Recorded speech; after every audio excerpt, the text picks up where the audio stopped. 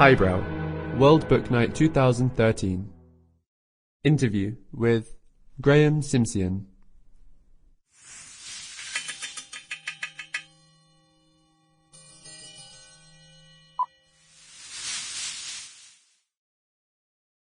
Do you have a specific plan of attack when you start a new book? Absolutely. I've come from a business and technology background, and all my education and training is about organising things in a top-down sort of manner. So before I start writing, I want a plan. I want a chapter-by-chapter, ideally, picture of how the book will pan out. Now, in reality, you sometimes dig down and do a little bit of writing and then modify the plan, but I'm always working to a structure which I keep updated as I go along. It's quite an organised process. Do you have a routine as a writer? Absolutely not. For a long time I had to, in fact up until the end of last year, I had to plan my writing around my day job.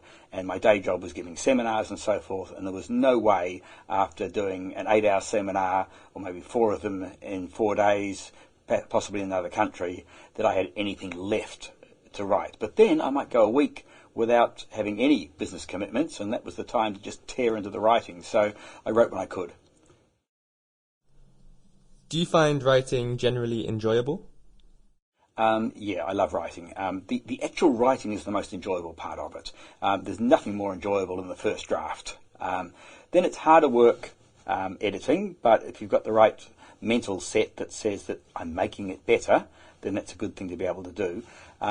The toughest part is the planning of the story. That's where I get the nearest thing to writer's block. I never get writer's block when I've got a plan in place. It's getting the plan in place that can be challenging at times. What is the most difficult part of the process? It's the concept's easy. The first act is usually easy. The first quarter, setting things up.